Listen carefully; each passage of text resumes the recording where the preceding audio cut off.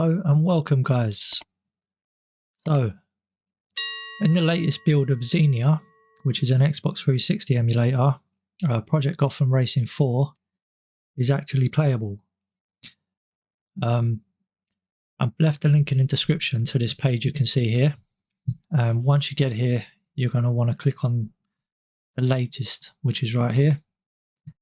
And you're going to want to download xeniacanary.zip. Now, once you have your file and you've extracted it, you'll have a folder containing these files here. By default, the game runs capped at 30 frames per second. Now, you can uncap that frame rate and you can run at whichever frame rate your system is capable of rendering at. And mine was well over 100 frames per second. But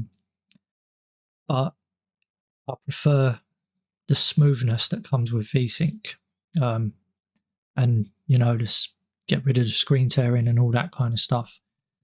Anyways, to turn off VSync, you're going to open this here with Notepad or any text editor, Notepad++, etc. You're going to push Control and F. So Control and F, and we're searching for VSync. Now, when you see this list in here, it will be true. You want to just highlight the words and type in false. So it's exactly in the place where true used to be. Click File and then Save. Now, before you save this, you might want to keep a backup of this in case you want to go back to default settings at some point. You can upscale resolution for this in games as well. I think further down, actually further up, sorry. If you find this here, draw resolution scale, you can do 1, which is default, 2 is 2 times resolution, and 3 is 3 times, but you cannot upscale this game, otherwise the graphics go all funky. So yeah, leave that on default for this game. And within the emulators menu, you can use Fidelity FX, contrast, sharpening, and XAA to kind of clean it up. You can use a combination of all or just one, etc. But it doesn't look too bad. I use Fidelity FX with the default settings and that looks okay as far as 720p goes. Either way, it's a great game though. So once you've disabled your VSync and saved it, remember, keep a backup elsewhere to be safe, so you can revert to a default setup for any other games you want to play in the future on this emulator. Once you've done that, you'll be running at a completely uncapped frame rate.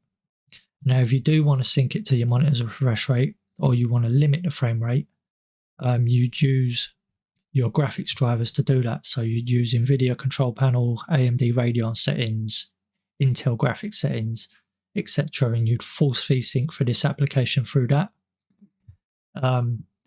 Or if you didn't want to run FreeSync but you did want to cap it, you'd have to use Reaver Tuner, RTSS, or any other program that's capable of hooking into and limiting the frame rate. You can actually do that through NVIDIA Control Panel as well.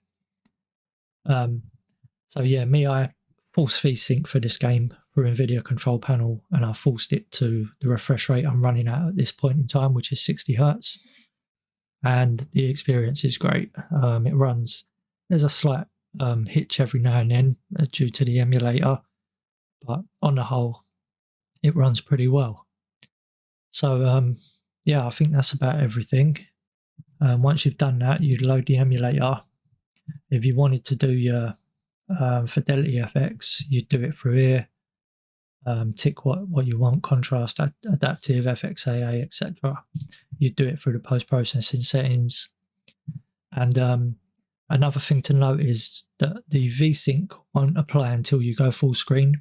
So if you're forcing VSync through your graphics drivers, you must, once you've loaded the game, go to full screen in order for VSync to engage.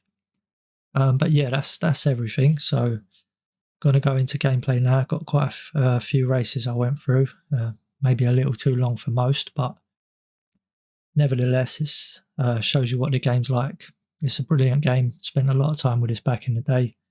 Fond memories. And yeah, that's all for today. So into the gameplay. Goodbye. Take care. Peace out.